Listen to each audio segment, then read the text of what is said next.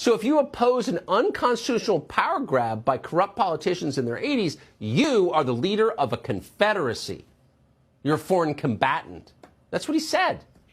That's how important it is to keep the Democratic Party in power forever. And that's why we need to change the way the Senate votes, so we'll never lose an election again. Here's Joe Biden today. We must find a way to pass these voting rights bills. Debate them, vote, let the majority prevail.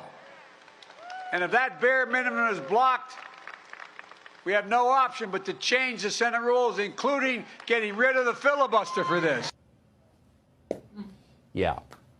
Getting rid of the filibuster.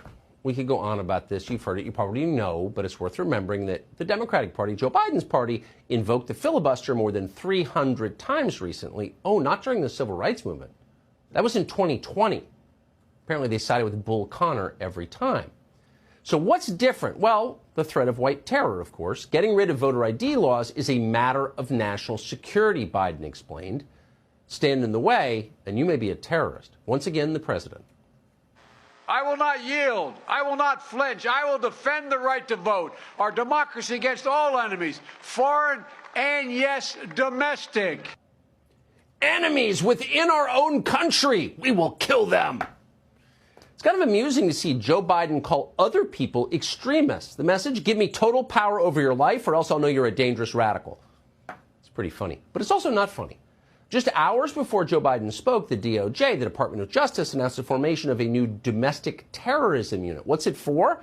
Well, you can read about it on the website. It's designed to hunt down and punish anyone who opposes the federal government or is otherwise, quote, anti-authority. Anti-authority? Who's that? Well, pretty much at this point, all thinking people who aren't directly on the federal payroll. That means you. It means all of us. Got the message?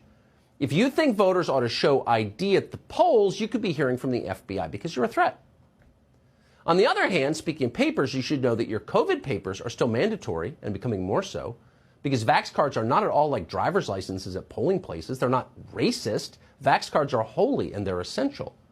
In fact, in Washington, D.C., the mayor, Muriel Bowser, has announced you're no longer allowed outside without your papers. Here's the quote. Starting Saturday, you will need these three things before heading out. Proof of vaccination, 12 years and over, proof of vaccination and photo ID, and a mask. Otherwise, you must stay in your house because we